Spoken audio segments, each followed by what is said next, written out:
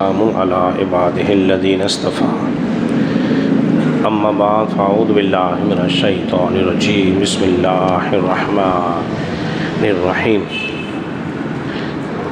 سامعین وقار آپ حضرات درس حدیث سماعت کر رہے ہیں اور فیضان ریاض الصالحین سے آج ہماری حدیث سمجھ جو ہے وہ 719 ہے۔ جو روایت آپ کے سامنے بیان کرنے لگا ہوں بخاری شریف کی روایت ہے۔ حضرت سیدنا جابر رضی اللہ تعالیٰ عنہ سے روایت ہے، وہ فرماتے ہیں کہ نبی کریم صلی اللہ علیہ وسلم جب عید پڑھنے کے لیے جاتے تو راستے کو تبدیل کیا کرتے تھے۔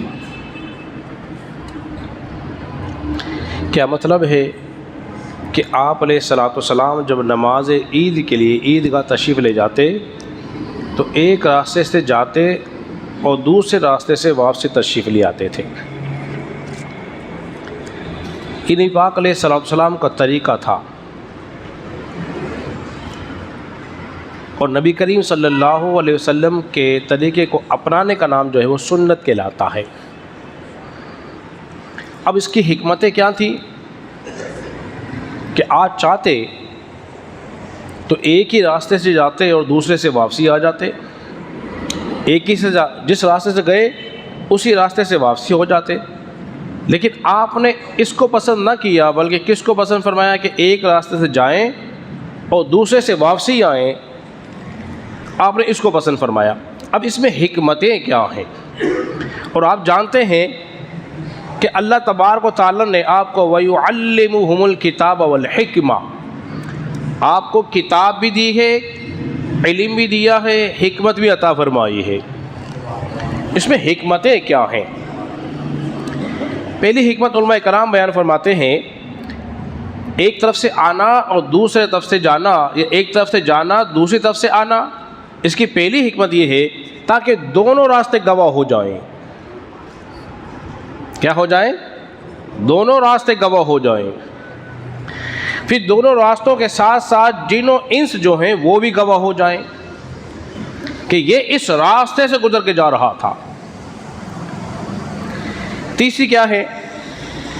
جب اس راستوں سے انسان گزرتا ہے، عبادت کے لیے جا رہا ہے، تو وہ اس کے لیے فضیلت کا باعث ہوتی ہے، اس میں فضیلت بھی ہے۔ چوتھی حکمت کیا ہے؟ شعار اسلام کا اظہار بھی ہے۔ اور پانچواں کیا ہے؟ جو منافقین تھے ان کو جلانا بھی مقصود تھا۔ اور ایک اس کی حکمت کیا ہے؟ وہ ہے تاکہ کفار پر مسلمانوں کا رعب و دبدبہ بڑھ جائے۔ اور آخری بات کہ مسلمان جو ہے کافروں کے مکر و فریب سے بچ جائیں۔ دیکھیں نا، جب ہر طرف سے مسلمان عیدگاہ کے لیے نکلیں گے تو ایک دبدبہ رعب ہوگا کہ نہیں ہوگا؟ اظہار اسلام بھی ہے، شعار اسلام بھی ہے، فضیلت بھی حاصل ہو رہی ہے، اور اس کے ساتھ ساتھ جو ہے رسول اللہ صلی اللہ علیہ وسلم کی ادا کو اپنایا بھی جا رہا ہے۔